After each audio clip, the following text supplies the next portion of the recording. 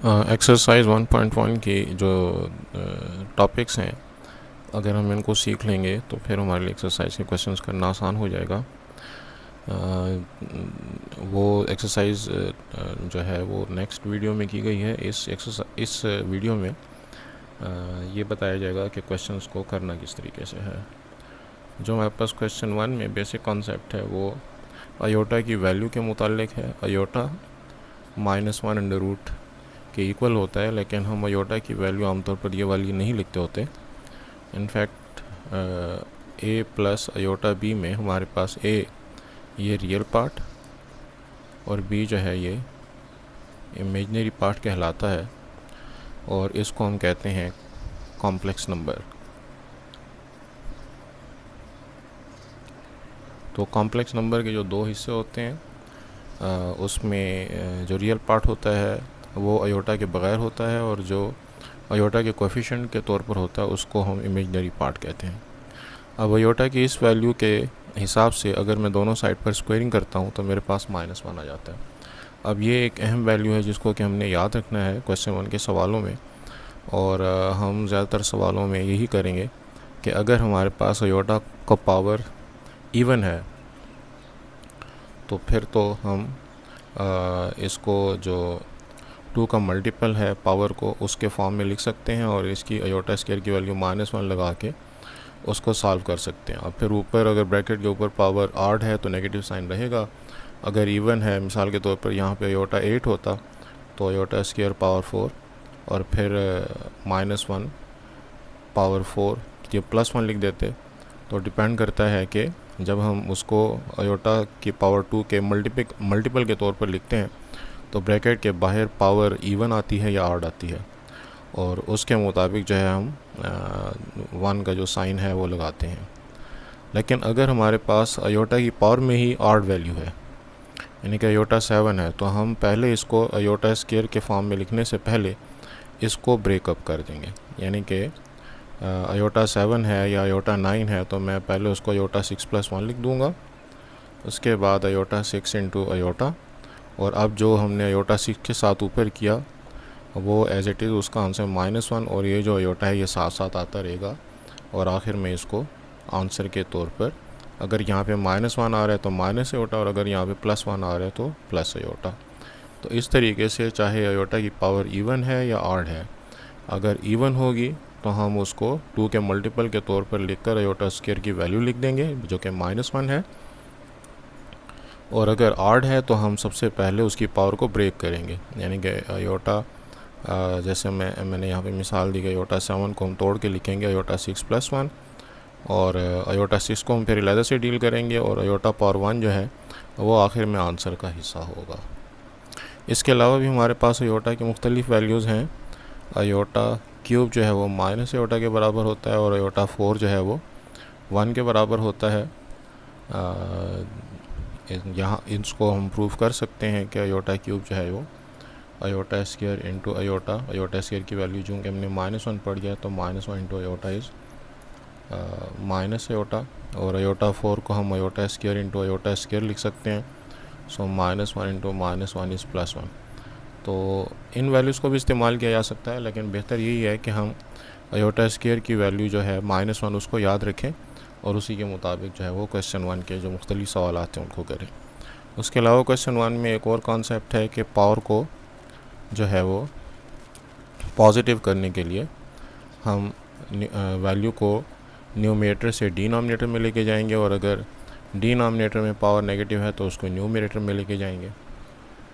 और जो आखिरी चीज़ क्वेश्चन 1 में डिस्कस की गई है वो ये कि अगर -1 पावर 3/2 इस तरह की वैल्यू हो तो जो -1 पावर 1/2 है उस हिस्से को हम अलहदा कर देंगे, और 1/2 को छोड़ के पावर में जो कुछ बचेगा एज अ मल्टीपल, यानी कि प्लस माइनस के हिसाब से नहीं, मल्टीपल के हिसाब से। तो अब 1/2 को छोड़ के 3 बचता है। अब ये जो -1 पावर 1/2 है इसको हम अयोटा लिख लेंगे, और बाहर की पावर 3 है या जो भी बनती है, और फिर उसको अकॉर्डिंगली डील किया जाएगा। तो ये अयोटा के मुतालिक कुछ अहम बातें हैं जो कि क्वेश्चन 1 में हम याद रखेंगे तो उसके लिए हमें आसानी से हम उसके क्वेश्चन कर सकते हैं, और वो फिर नेक्स्ट वीडियो में जो है वो मैंने किए हैं तो यहाँ से आप क्वेश्चन को करने का तरीका सीख लें और फिर नेक्स्ट वीडियो में आप उन क्वेश्चंस को देख सकते हैं। क्वेश्चन नंबर 2 में जो हमारे पास बुनियादी कॉन्सेप्ट है वो नंबर्स जो हमारे पास कॉम्प्लेक्स नंबर है उनको प्लस और माइनस करने का है।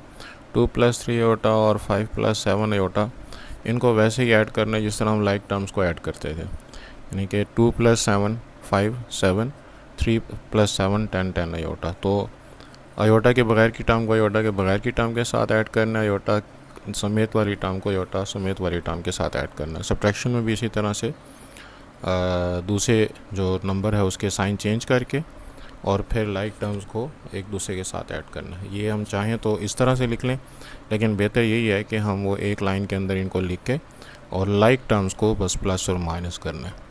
मल्टीप्लाई करने में भी हमारे पास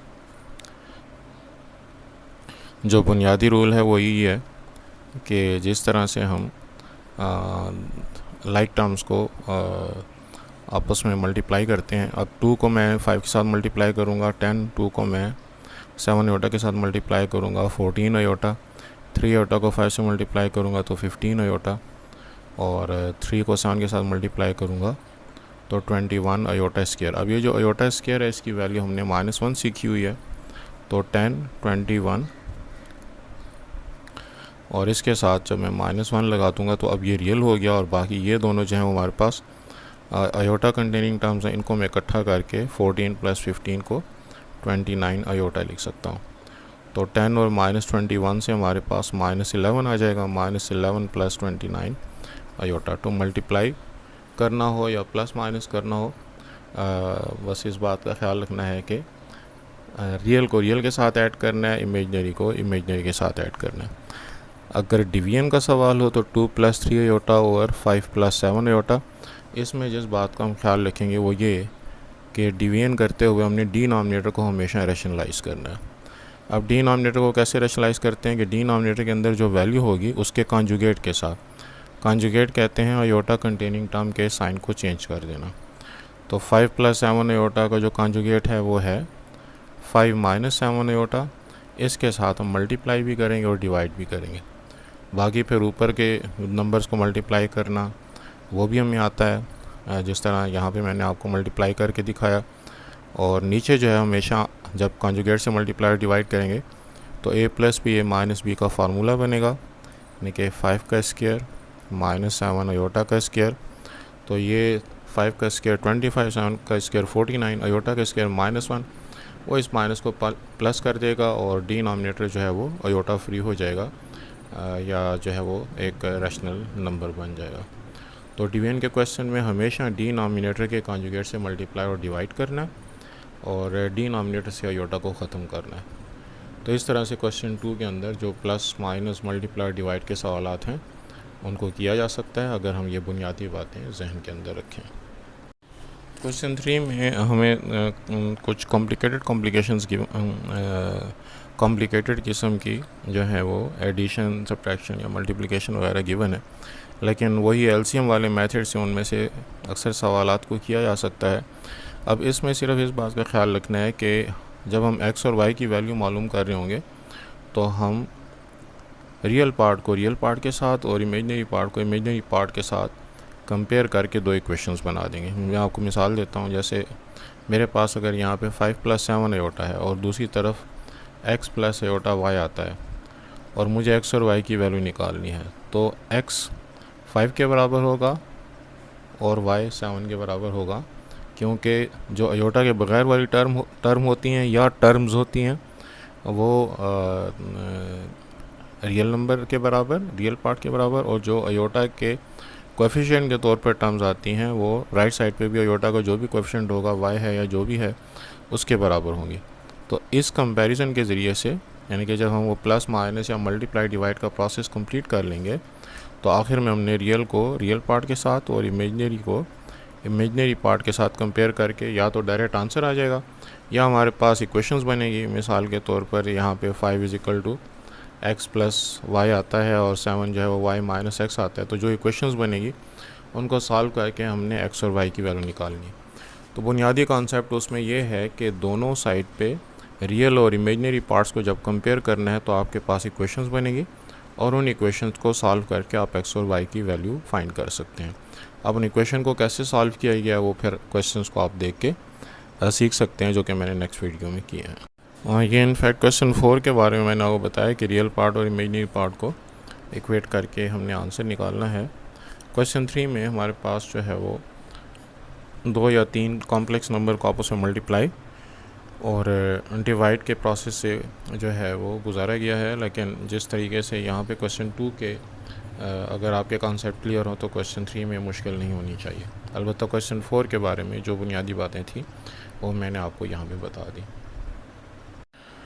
क्वेश्चन नंबर 5 और 6 में हमारे पास एक नया कॉन्सेप्ट है जिसको कि कॉन्जुगेट का कॉन्सेप्ट है। और ये आसान सी बात है, z अगर a प्लस योटा b के बराबर है तो z कॉन्जुगेट में सिर्फ ये करना होता है कि अयोटा कंटेनिंग टर्म का साइन चेंज कर देना।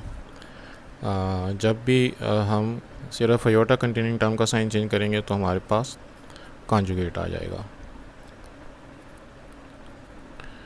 मिसाल के तौर पर 2 + 3 अयोटा है तो इसका जो z कॉन्जुगेट है वो बनेगा 2 - 3 अयोटा। तो 2 का रियल पार्ट का साइन चेंज नहीं करना, सिर्फ इमेजनरी पार्ट का जो है साइन चेंज करना है। क्वेश्चन नंबर 7 में भी आपने